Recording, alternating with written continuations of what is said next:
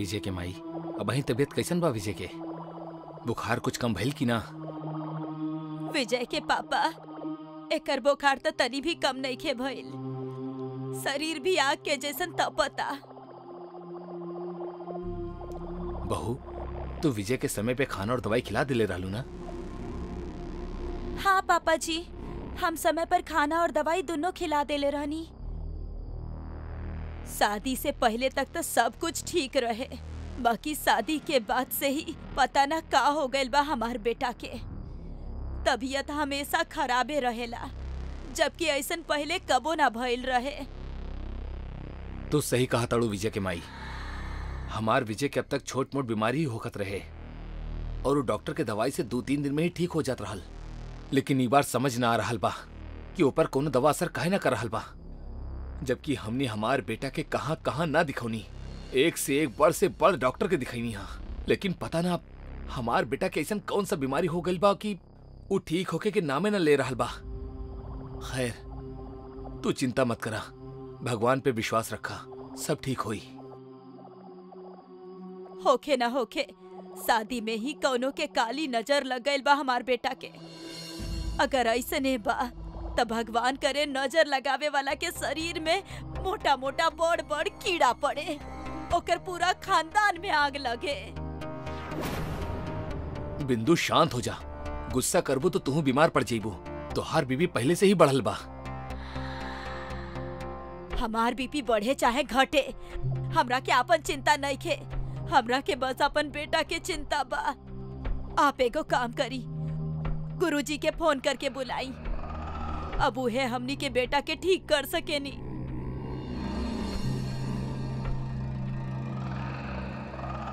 प्रणाम गुरुजी। का कहीं गुरुजी, बस ई समझ ली कि चारों तरफ से मुसीबत से घिरल बानी हमनी। हमार बेटा के तबीयत बहुत खराब बा गुरुजी, बस आप अपना चरण हमार घर पे रख दी तो शायद कोनो कृपा हो जाओ। जी जी गुरुजी, प्रणाम। का कहले गुरुजी? गुरुजी एजे पास वाला घरे में आयल बाड़े, कुछ देर में यहाँ पहुंच जाई हैं। चिंता मत करा, सब ठीक हो जाई। शुक्र भगवान के जे गुरुजी पास ही में बाड़े। ए बीमारी ता हमार बेटा के हालत ही खराब कर देले बा। माँ जी रोई मत, गुरुजी आ रहल बाड़े ना, वो सब कुछ ठीक कर दी हैं।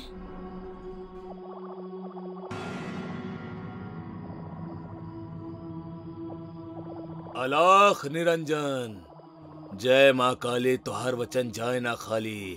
अलख निरंजन। गुरुजी देखी ना हमार बेटा के का हो गइल बा एकरा के। गुरुजी, हमनी जब से अपन बेटा के शादी करवैले बानी तब से ही एकर तबीयत बहुत खराब बा। हमनी सब कुछ करके देख लेनी, बाकी हमनी के बेटा ठीक है नहीं के होत। कौनो बात नहीं के, अब हम आ चुकल बानी, ये बिल्कुल ठीक हो जाए। अलख निरंजन, जय माँ कंकली, तुहार वचन जाए ना खाली। अलख निरंजन, अलख निरंजन, जय माँ कंकाली, तुहार वचन जाए ना खाली। बीमारी के कारण और निवारण दोनों मिल गइल बा। कारण कहा गुरुजी? कारण हा तुहार बहू के मांगलिक होखब। अब अगर तोहरा के अपना बेटा के हमेशा के खातिर ठीक करे के बा त तहार अपना बहू के शादी बरगद के पेड़ से करवावे के होखी। गुरुजी, हम अपन पति के जान बचावे खातिर बरगद के पेड़ से शादी करे खातिर तैयार बानी। ओम मंगलम मंगलम स्वाहा, ओम मंगलम मंगलम स्वाहा। शादी संपन्न भइल। गुरुजी, अब तो हमार बेटा बिल्कुल ठीक हो जाए ना। अलख निरंजन, जय माँ कंकाली, तहार वचन जाए ना खाली। माँ के कृपा से तहार बेटा बिल्कुल ठीक हो चुकल बा। ओ रहल। माँ, पापा, देखी हम बिल्कुल ठीक हो गइल बानी, हम ठीक हो गइल बानी। बेटा जा, गुरुजी से आशीर्वाद लेला। प्रणाम गुरुजी। गुरुजी, आपके बहुत बहुत धन्यवाद, जौन आप हमरा के नया जीवन दान देनी। आप ना होती ता हम कब्बो ठीक ना हो पाती। धन्यवाद हमार ना, अपना पत्नी के करा बच्चा, जौन बिना कोनो प्रश्न के तोहरा खातिर बरगद के पेड़ से शादी करे खातिर तैयार हो गईल। तोहरा भाग में मांगलिक से ही शादी होखब लिखल रहे, लेकिन एकर भाग्य में सदा सुहागन लिखल रहे। यही से भाग्य से तू बचल बड़ा। कौनो और लड़की होखत तो तुहार मृत्यु निश्चित रहल। संध्या, कुछ बोले की जरूरत नहीं खे। आप ठीक हो गई नी, हमरा खातिर यह बहुत बा। हमनी के बेटा बहुत भाग्यशाली बा जे ओकरा संध्या जैसन बीवी मिलली। और बहू पाकर हमनी दोनों भी।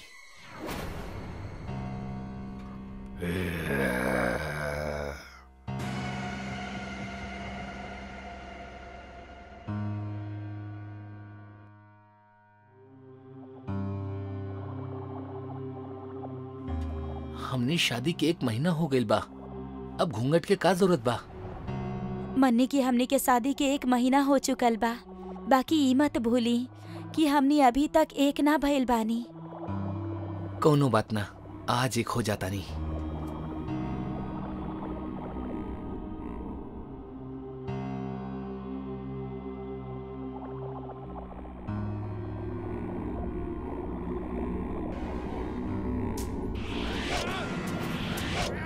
विजय, विजय, ई का हो रहल बा आपके? विजय,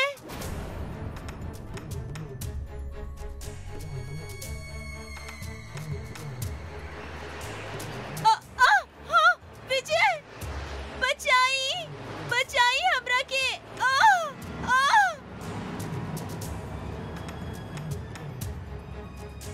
संध्या, संध्या, संध्या, संध्या।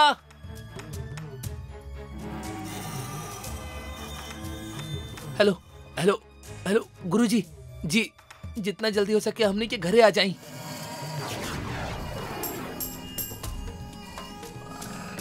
विजय, बचाई हमरा के, बचाई।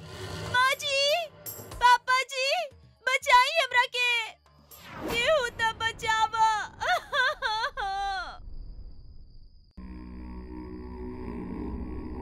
बहू, बिंदु, हमार बहू। संध्या बहू, पापा जी, बचाई हमरा के। माँ जी बचाई हमरा के।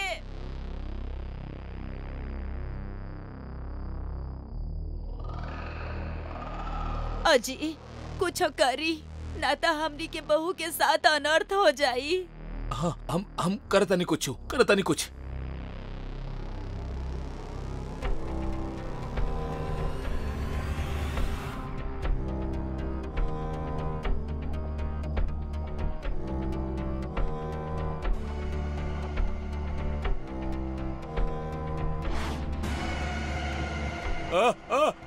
बचावा, बिंदु, बिंदु बचावा हमरा के, बचावा।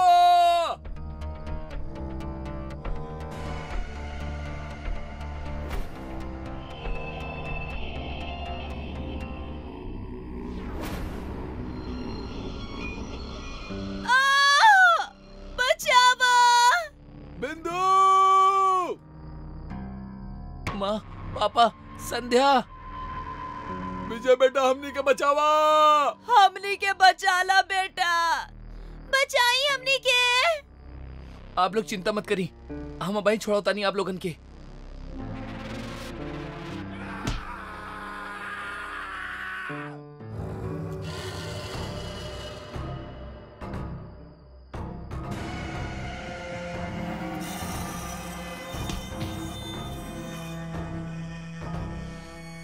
माँ, पापा।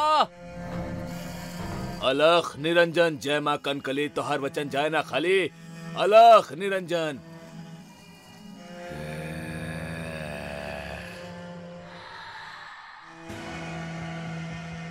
गुरुजी, गुरुजी हमके बचाई। बचावा। अलख निरंजन, जय माँ काली कंकली, तोहर वचन जाए ना खाली। ओम ह्रीं क्लीं फट फट स्वाहा। भाग जा, भाग जा। सामने आवा, आवा सामने।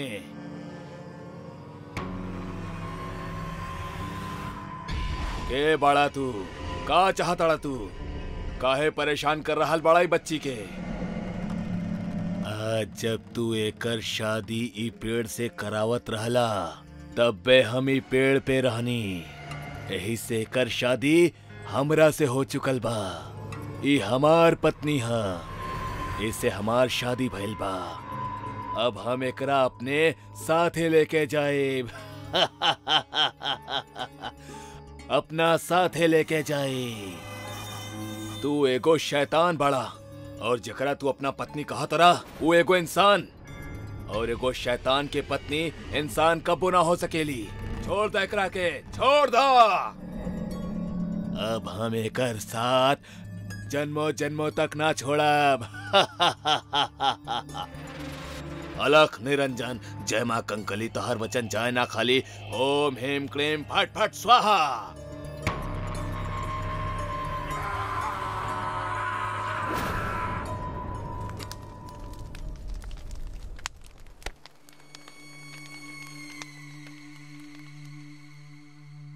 तू दोनों के कल्याण होके। हमनी के बचावे खातिर आपके बहुत बहुत धन्यवाद गुरुजी।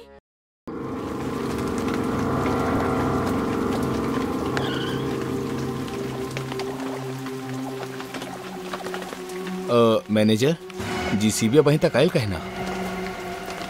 सर हम अब वहीं फोन के लिए रहनी, रास्ता में ही बा, थोड़ा देर में पहुंच जाई।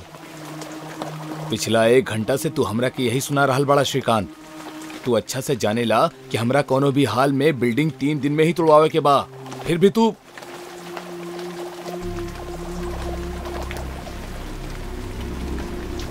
सर आगे लो, आगे लो। इतना देर कहाँ लगा दिला यार, बोले रहनी ना 7 बजे तक आ जाइए। अब मुँह का देखा तारा, शुरू हो जा, तोड़ द बिल्डिंग।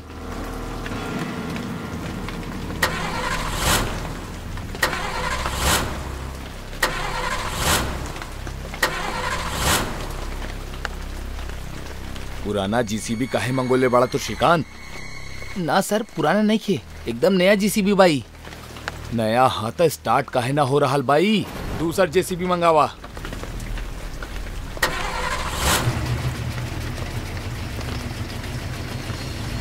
सर स्टार्ट हो गई। चला अब जल्दी से आगे बढ़ा और बिल्डिंग तोड़ दा।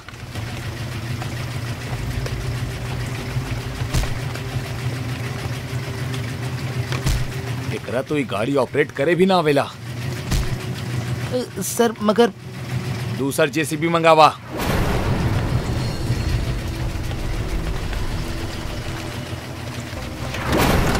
सर हमार तो कुछ समझ में ना रहल बा। पहला गाड़ी भी बिल्डिंग की ओर ना बढ़ पाई, लेकिन वापस मुड़कर जाए में कोनो प्रॉब्लम ना भइल।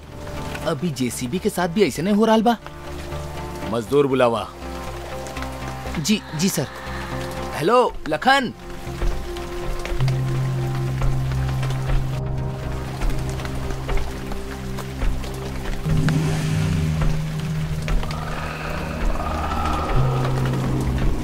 पूरा बिल्डिंग 3 दिन में तोड़े के बाद लखन।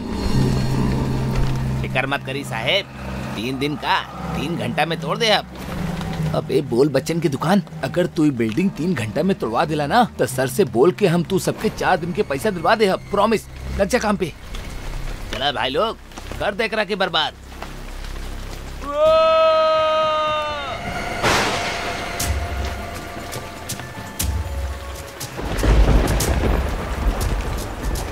बचावा बचावा बचावा बचावा।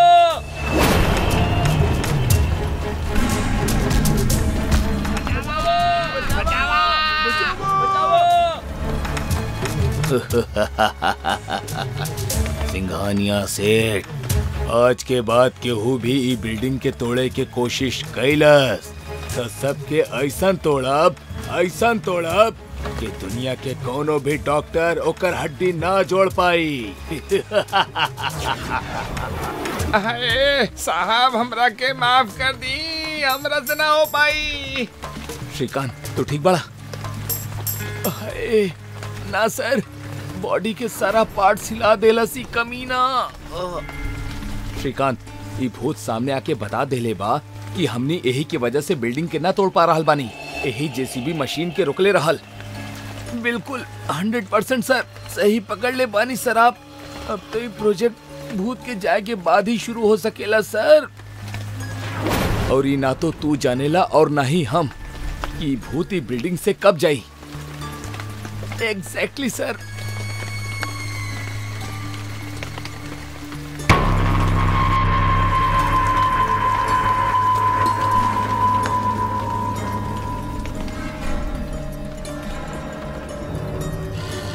सर सर एको तांत्रिक बाबा के पता चलल बा, उस 100% गारंटी के साथे भूत भगावे में माहिर बाड़े सर।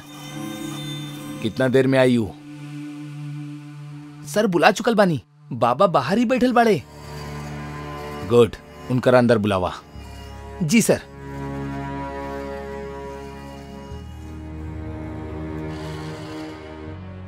हेलो रोशनी, बाबा के अंदर भेजा। बाबा, श्रीकांत बतौलस कि आप भूत भगा देवेले। हम ना भगाइला, ऊपर वाला के शक्ति भगावेली, हम तो मात्र जरिया बानी। कितना पैसा ली है आप भूत भगावे के? 5 लाख।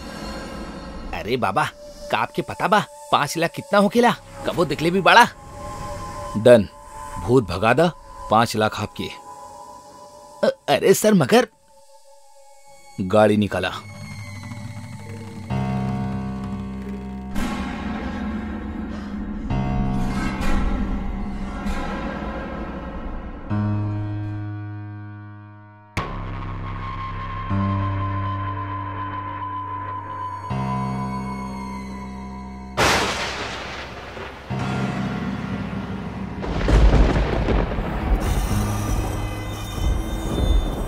ओम हेम क्लीम ब्लीम त्लीम तिम स्वाहा। आप दोनों यही रही, अंदर सिर्फ हम ही जाए, आप लोगन के खतरा हो सकेला। जी बाबा, जैसन आप कहीं।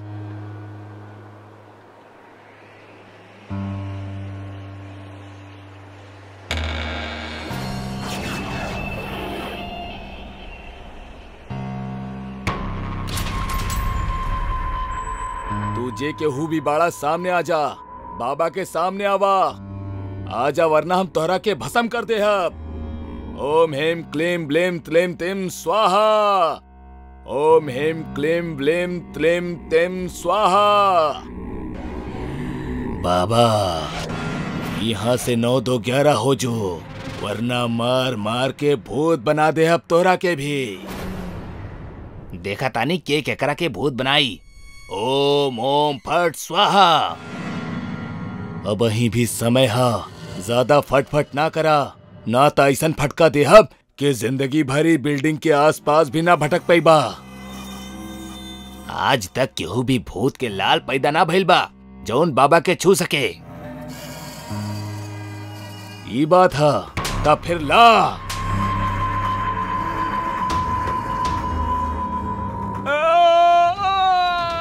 अरे अरे, ई का कर रहा बाड़ा भूत?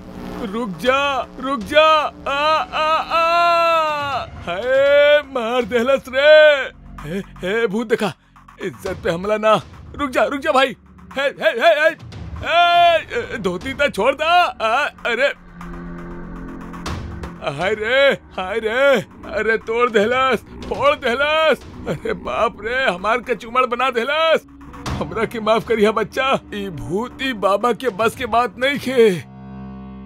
का भइल आपके? बहुत परेशान लागतानी। हमने पुराना घर पे जौन भूत डेरा जमा के रखले बा, वो ओकरा के तोड़े ना दे रहल बा। बस यह बात से परेशान बानी, ओकर टूटब जरूरी बा। हम एगो बात बोली, हमनी के जगह पर जौन भी कोनो भूत या शक्ति बा, वो बुरा नहीं खे, काहे कि जौन भी वो जगह पे जाला, भूत ओकरा के जान से ना मारेला, बल्कि बस मार मार के भगावेला। हमार माना तो जाके खुद ओकरा से बात करके देखा, शायद कोनो हल निकल आए।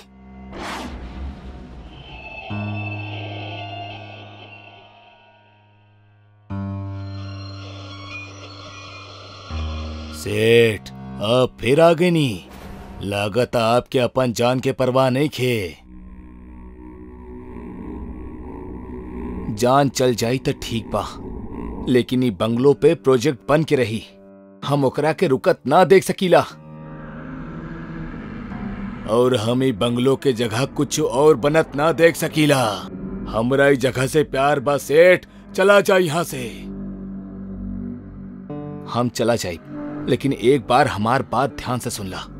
हम जाना तानी तू बुरा भूत नहीं खे। प्लीज एक बार हमार सामने आके हमार बात सुन ला, ओकर बाद जौन तू कहबा उहे हुई। सेठ, हमरा के इतना रिक्वेस्ट करे के जरूरत ना बाप के। बोला का बात करे के बाप के। हम जानल चाहता नहीं आखिर आप काहे ई घर के तोड़े से रोकल चाहता नहीं, जबकि ये हमार बा। शंभूराम के जाने नहीं आप? शंभूराम? आप शंभू काका के बात तो ना कर रहल बानी? हाँ, उन्हीं के बात कर रहल बानी। हम उनकरा के कैसे भूल सकीला? उहे तो हमार केयर टेकर रहले। हमार बचपन उनकर गोद में ही बीतल बा। उनकर कंधा पे तो बैठ के हम पूरा शहर घूमत रहनी। लेकिन जब हम 9 साल के भईनी तो हमार घर वाले हमरा के पढ़ाई खातिर विदेश भेज देले। ओकर बाद उनकरा से कबो मिलल ना भइल हमार। लेकिन भूत बाबा, आप उनके बारे में हमरा से काहे पूछ रहल बाड़े? काहे कि छोटे मालिक, हम ही आपके उस शंभू काका बानी जौन मरला के बाद भी अपन जिम्मेदारी निभा रहल बा। हम आपके भावना के रिस्पेक्ट करतानी शंभू काका, लेकिन ये काम हम अपना स्वार्थ के लिए ना कर रहल बानी। हमार एगो जगह जेकरा कुछ लोग कब्जा करके रखले बाड़े। हमार बिजनेस पार्टनर्स उनकरा हटावल चाहता रहे, लेकिन हम चाहता नहीं कि उनके सर पे छत बनल रहे। यही से इस जगह पे उनकरा घर बना के देवल चाहता नहीं। हमार परिस्थिति अब भी ऐसा ना बा काका कि हम कहीं और जमीन खरीद के उनकरा बसा सकी। पिताजी की एक हादसा में अचानक मौत हो जाए के कारण उनकर पैसा के हमार पास कोनो हिसाब नहीं खे। यही से प्लीज हमरा के काम करे दी।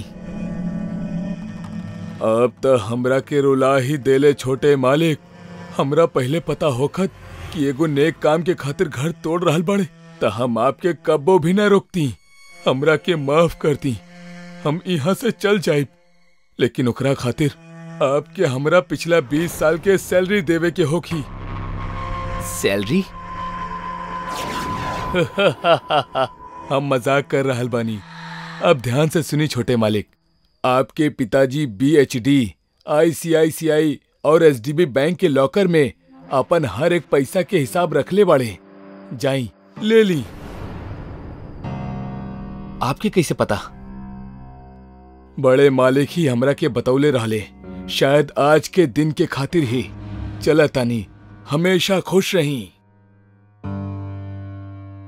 शंभू काका, हम आपसे वादा करा तानी इस जगह पे पिताजी के मूर्ति के साथे साथे आपके भी मूर्ति बनवाई हम।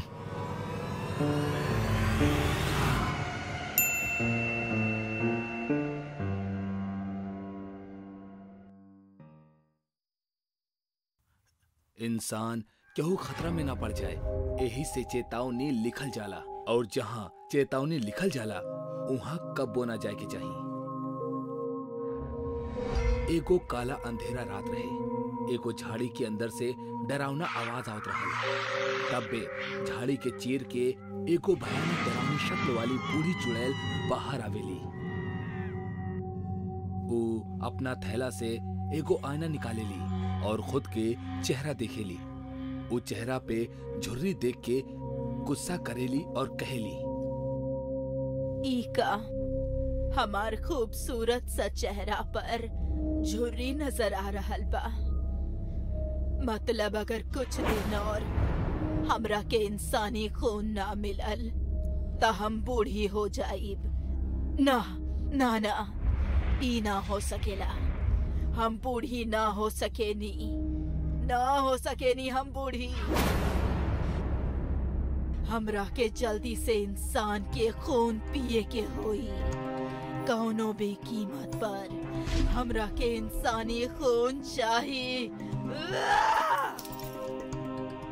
चुड़ैल इंसान के तलाश में एगो गांव के पास पहुंच जाली, लेकिन गांव में केहू भी नजर ना आवेला। घर के सारा दरवाजा बंद रहल। तब बे ओकरा पीछे से केहू के आवे के आवाज आवत रहल। वो पलट के देखलस त ओकरा एगो तांत्रिक आवत दिखाई देवेला। का किस्मत बा हमार, शिकार खुद चल के हमार पास आ रहल बा। अब हम एकर खून पियब और फिर से जवान हो जाएब।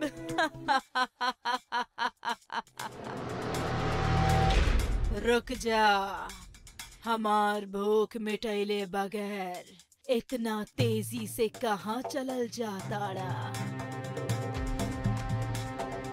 रुक जा चुड़ैल, और ये गांव से दूर चल जो, ना तो तोहरा के ना छोड़ब।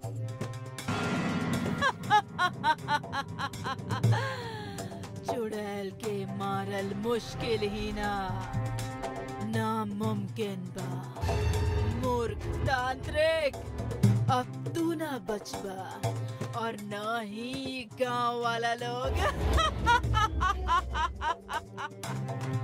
चुड़ैल तांत्रिक की ओर बढ़ेली। तांत्रिक अपना लोटा से भभूत निकालेला, आंख बंद करके मंत्र पढ़ेला और चुड़ैल के ऊपर फेंक देवेला। चुड़ैल दर्द से कराहे लगेली और रहम के भीख मांगे लगेली। छोड़ दो हमरा के, माफ कर दो, हम केहू के कुछ ना करब। वैसे भी अब तू केहू के कुछ ना कर पाइबू। तांत्रिक अपना थैला से एगो छोटा शीशी निकालेगा, जेकरा अंदर चुड़ैल एगो धुआं के रूप में कैद हो जाली। तांत्रिक शीशी लेके जंगल के एगो कुआं के पास पहुंच जाला।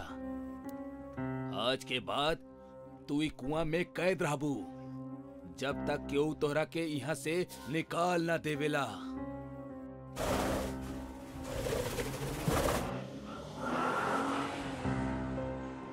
ए रोनी, ए रोतलू लाल, अबे तू मुंह लटका के काहे बैठल बाड़ा? अरे हमनी पिकनिक पे जा रहल बानी यार, कौनो मैयत पे ना। जस्ट चिल यार। यार जब से हमरा के पता चलल बा कि हमनी जौन जंगल में पिकनिक मनावे जा रहल बानी, उहाँ एगो चुड़ैल के कुआं ह और उहाँ आसपास रहे वाला गांव के लोग के कहब हा कि ऊ कुआं के चुड़ैल लोगन के मार के अपन उम्र बढ़ावेली। बस तब से हमार बत्ती गुल बा यार। गांव वाला गवार हो खेले, यही से वो लोग भूत प्रेत चुड़ैल पे आजो विश्वास करेले।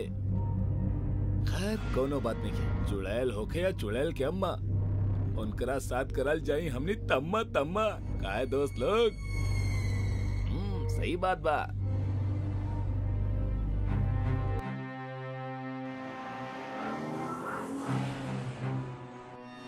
रोनी के कहल बात बिल्कुल सच रहल, पर ओकर दोस्त लोग ओकर बात के मजाक में लेके बहुत बड़ गलती कैले।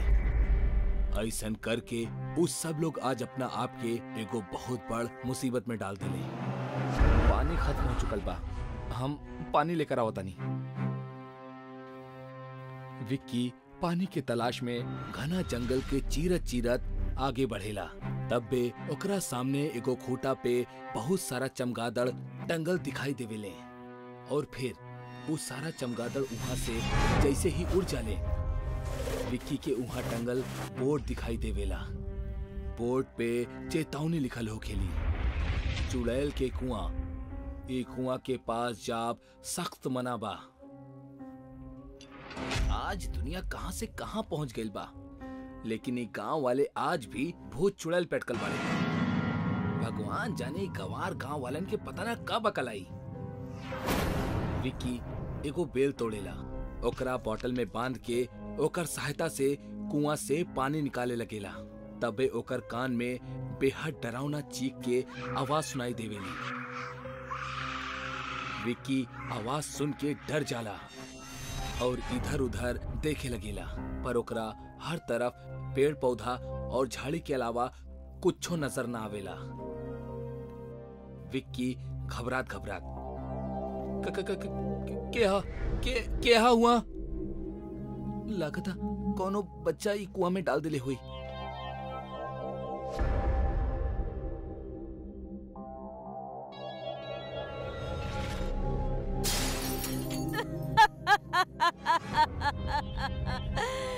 हम वापस आ गए नी, हम वापस आ गए नी। देखा तांत्रिक, हम वापस आ गए नी। अपना पीछे का हो रहल बा ओसे बेखबर विक्की पानी के बोतल पकड़ के आगे कार के ओर जा रहल बा।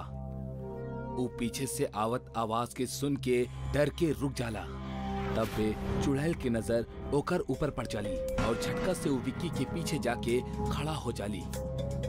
चुड़ैल हैरानी से ओकरा के देखत रहेली। विक्की के भी एहसास हो जाला कि केहू ओकर पीछे आके खड़ा हो चुकल बा। ओकरा हल्का से डर लगेला। बावजूद एकर डरा सहमा विक्की हिम्मत करके पलट के पीछे देखेला और बुरी तरह डर के मारे ओकर आंख फटी के फटी रह जाली, मानो वो मौत के देख लेले होके। कुआं के ऊपर हवा में एगो बूढ़ी और बहुत ही डरावनी चुड़ैल बाड़ी जौन ओकरा देख जोर जोर से हंसे लगेली। विक्की जान बचाकर वहां से भागे लगेला, मगर वो ज्यादा दूर ना जा सकेला। चुड़ैल अपना लंबा बाल से ओकरा पकड़ के अपना पास खींच लेवेली। हमरा से तेज तो ओलंपिक के धावक भी ना दौड़ पाई, तो तू कौन खेत के मूली बड़ा। कितना जवान और गरम खून बा। मजा आ जाई आज हमरा के तोहार खून पी के।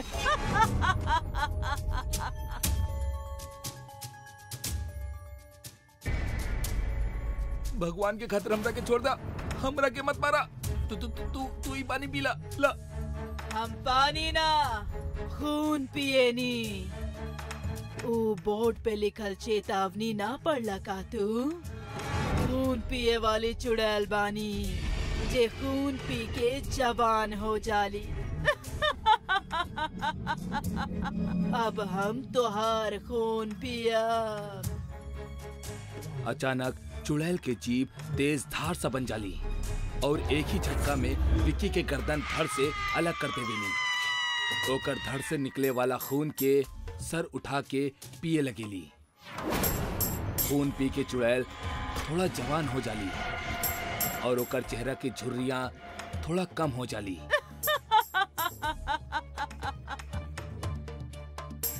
ई विक्की कहाँ मर गई यार? अमित लागत हो झाड़ी में कुछ हा। वो झाड़ी बहुत जोर जोर से हिल रहल बा। अमित झाड़ी की ओर देखेला। वो झाड़ी बिल्कुल भी हिलत ना रहली। वो कहेला, कहाँ हिल रहल बा? वहाँ कुछ तो नहीं खे। डरा मत, हवा से हिल रहल बा। लेकिन हवा तो चलत ही नहीं के। देखा एको पत्ता ना हिल रहल बा। यार तू डरेला बहुत। केहू जानवर हुई, हमनी के देख के भागल हुई तो टेंशन मत ला। चला चिल मारा यार। लेकिन रोनी ता टेंशन ले चुकल रहल। बचावा बचावा बचावा बचावा।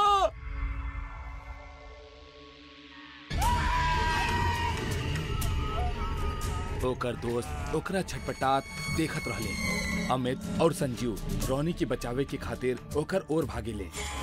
रोनी की खींच के बाहर निकाले के पूरी कोशिश करेले।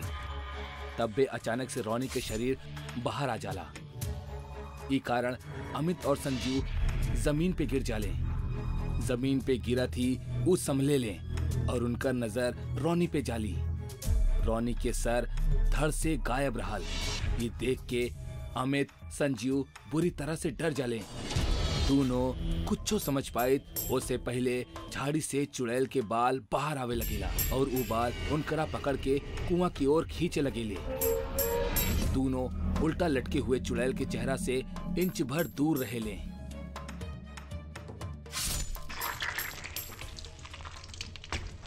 आज के दावत से हम बहुत खुश बानी। इंसान अगर केहू के भी चेतावनी के जानबूझ के अनदेखा करेला तो ऊ अपन मौत के दावत देवेला। यही से जहाँ भी चेतावनी लिखल होखेला ओकरा अनदेखा ना कइल जाला। का पता वहाँ भी चुड़ैल के वास होके। बार केहू माई के लाल जे चेतावनी के अनदेखा करके हमार कुआं के पास आए।